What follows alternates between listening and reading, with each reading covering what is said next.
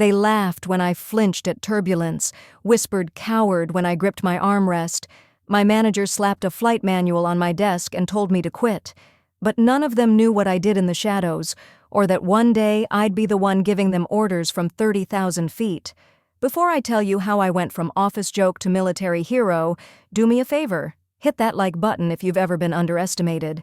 Subscribe if you love a good comeback story, and stick around because this revenge is served at supersonic speed. My name is Rhea, and for 3 years I was the quiet one in the corner cubicle at Stratosphere Airlines. I kept my head down, did my job as a junior aviation logistics coordinator, and never caused trouble. I was good at my work. Great, actually. I understood flight patterns, fuel calculations, and aircraft specifications better than most people in that office. But I had one problem, at least in their eyes. Every time I boarded a plane for work travel, I looked terrified. It started on a routine flight to a conference in Dallas. We hit turbulence somewhere over Missouri, the kind that makes the overhead bins rattle and the flight attendants grip their jump seats. My hands went white-knuckle on the armrests. My breathing got shallow. I closed my eyes and counted backwards from 10, a technique I'd learned years ago to ground myself. I wasn't panicking, I was managing. But to the woman sitting next to me, my co-worker Sloane, I looked like I was about to lose it. She leaned over with this smug little smile and said, "First time flying, Rhea." The way she said it, like she'd just discovered my deepest secret, made my stomach turn. I forced a smile and shook my head, but I didn't explain. I couldn't. So I just stared out the window at the clouds and waited for the moment to pass. The turbulence stopped. The plane leveled out, but the damage was done. By Monday morning, the entire office knew. I walked into the break room and the conversation stopped mid-sentence. Sloane was at the coffee machine with Fallon, another co-worker who thrived on gossip like it was oxygen. They both turned to look at me, and Fallon didn't even try to hide her grin. "Morning, Rhea," she said, her voice dripping with false sweetness. "Sleep okay? Or were you having nightmares about flying?" The two of them burst into laughter. I poured my coffee in silence, my face burning, and walked back to my desk. The whispers followed me everywhere. At the copy machine, in the elevator, during meetings. I heard the fragments even when they thought I couldn't. "Can you believe she works in aviation? How embarrassing. Maybe she's in the wrong career." I wanted to scream at them. I wanted to tell them they had no idea what they were talking about, but I didn't. I swallowed it down and kept working. Then came the company-wide meeting. Our manager, Donovan, stood at the front of the conference room with his arms crossed, announcing a new contract with a defense aviation firm.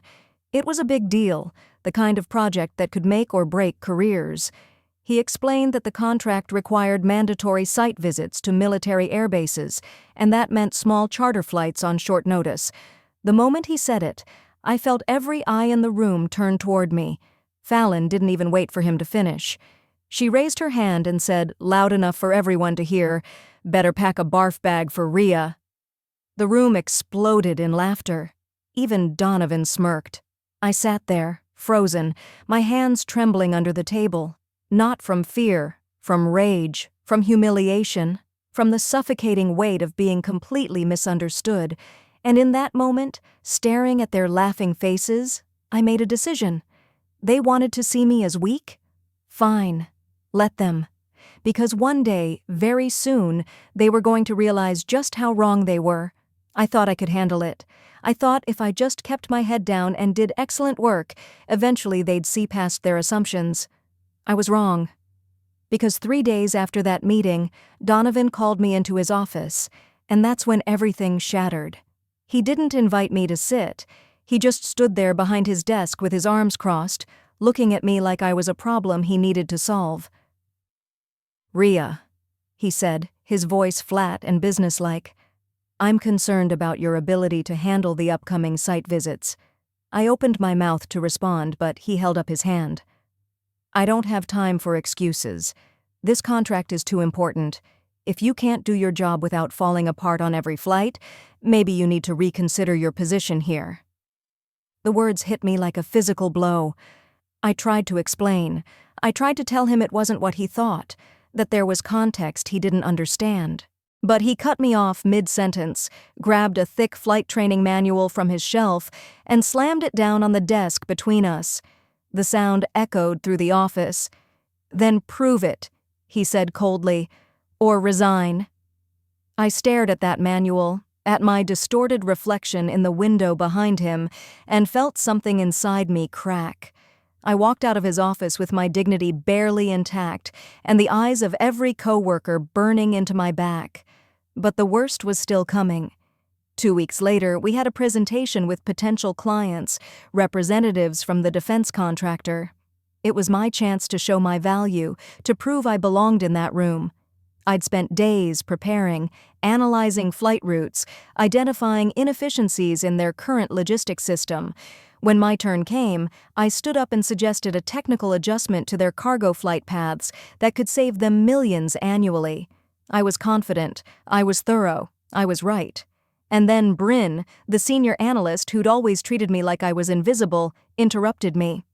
"With all due respect, Rhea," she said, her voice dripping with condescension, "you barely survive sitting in a plane. Why would we trust your judgment on flying one?"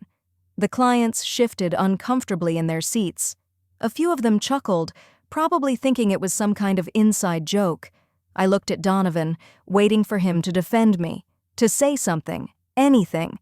He just nodded slowly, like Bryn had made a valid point.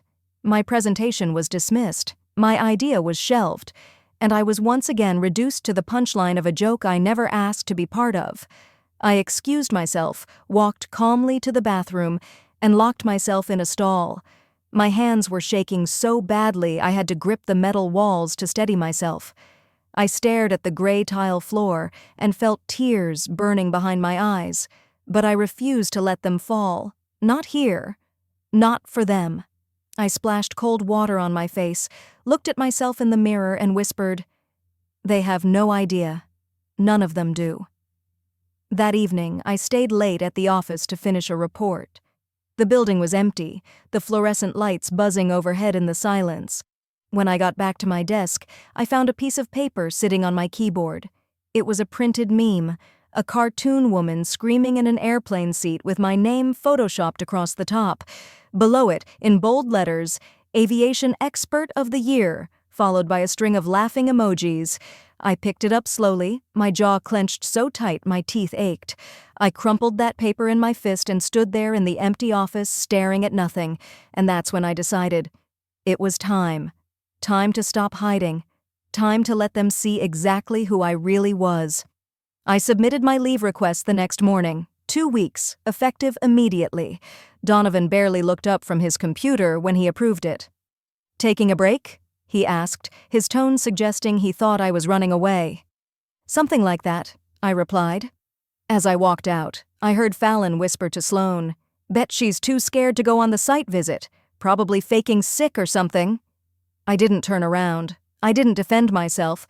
I just kept walking, because in 48 hours, none of their opinions would matter anymore. What they didn't know, what none of them could have possibly known, was that I'd been living 2 lives for the past 7 years. By day, I was Rhea, the logistics coordinator, the quiet woman in Cubicle 14 who supposedly couldn't handle a bumpy flight. But every other month, sometimes more, I disappeared into a world they couldn't imagine. I became Wing Commander Rhea Castellan, reserve fighter pilot, squadron leader, and decorated officer in the Air Force. The turbulence that made me grip my armrest, it wasn't fear. It was a traumatic response to an engine failure during a combat rescue mission 3 years ago, a mission where I'd brought my entire crew home alive despite impossible odds. I'd learned to manage it, to fly through it, to lead through it. But I'd never talked about it at work. Military protocols, security clearances, and frankly, it was nobody's business. While I was gone, the office moved on without me. They made their jokes, took their site visits, and forgot I existed. But on day 9 of my absence, something happened that I didn't plan for. Fallon was scrolling through social media during her lunch break when she stumbled across a news article from a military appreciation page. The headline read, "Air Force welcomes new wing commander for Special Operations Command." There was a photo attached, a woman in full-dress uniform standing at attention, medals gleaming on her chest. Fallon squinted at her phone, her sandwich frozen halfway to her mouth. That woman looked exactly like me. She showed it to Sloane, who laughed it off. No way that's Rhea. Must be someone who looks like her. Our Rhea can barely handle coach class. But Fallon couldn't let it go.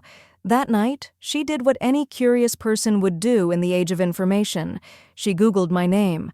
And that's when my two worlds collided in a way I never intended.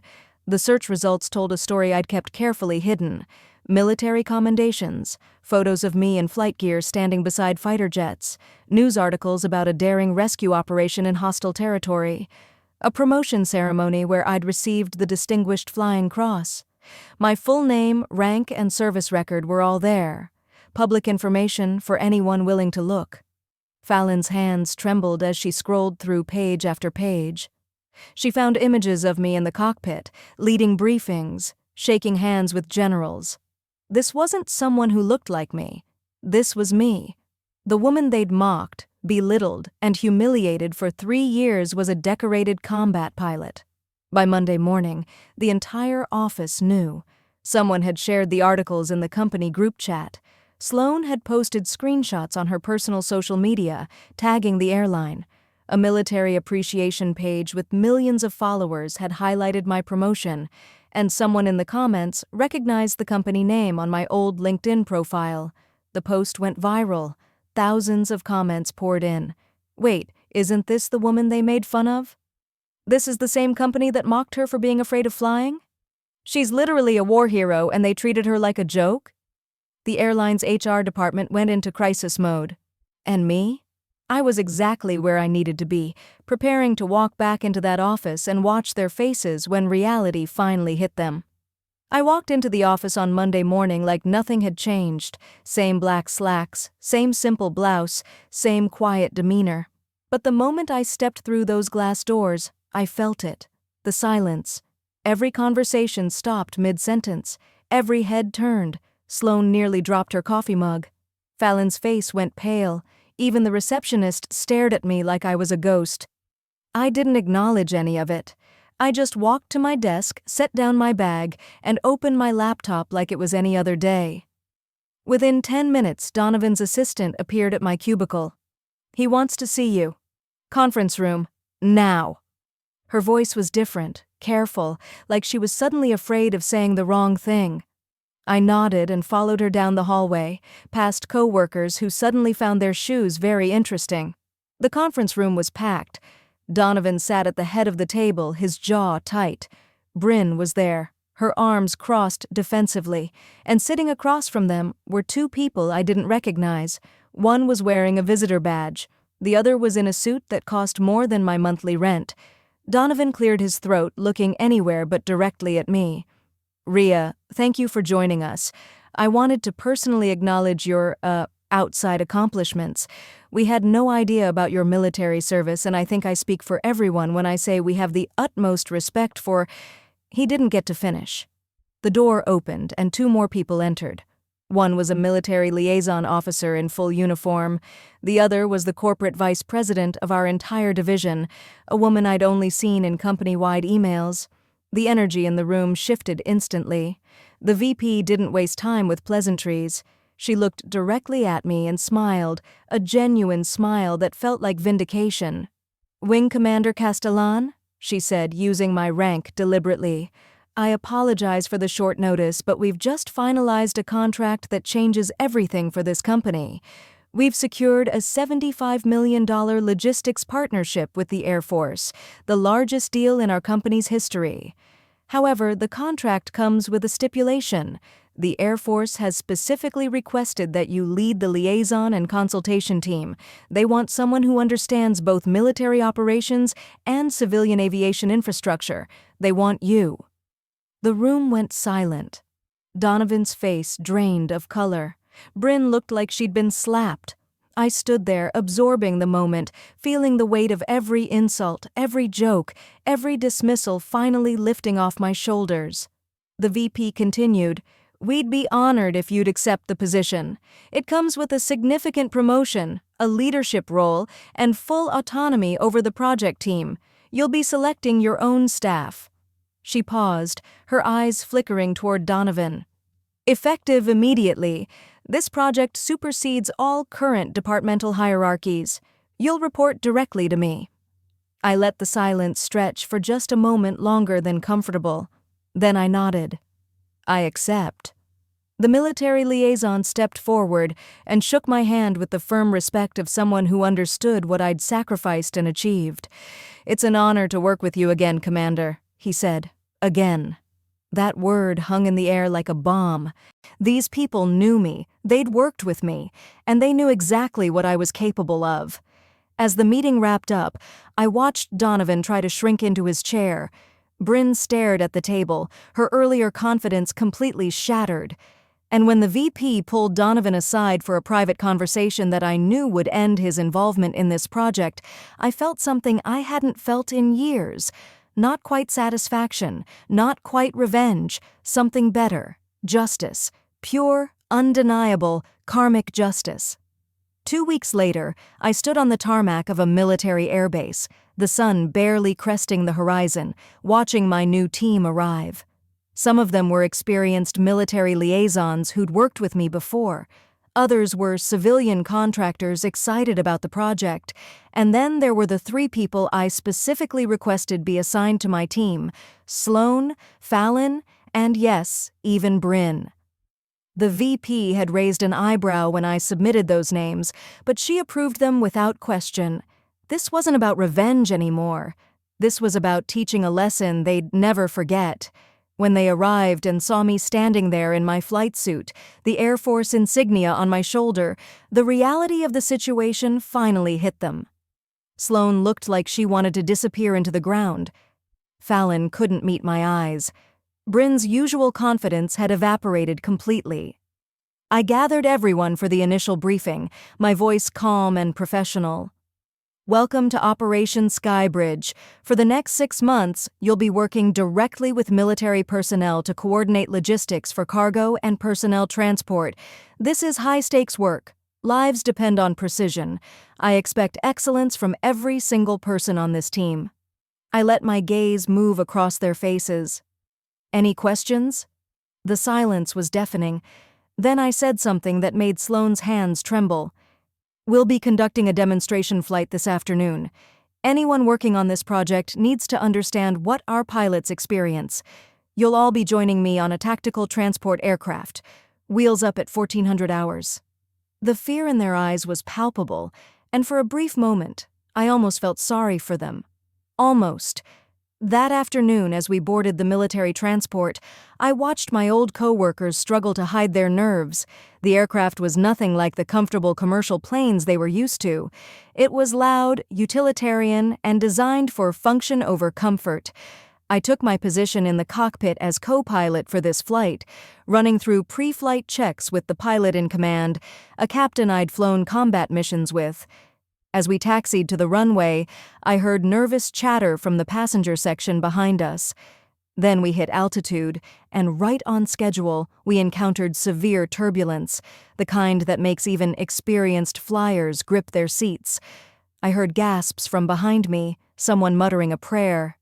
The aircraft shook violently, and I watched my instruments calmly, making minor adjustments, communicating with the pilot beside me in the clipped professional language of people who'd done this 1,000 times.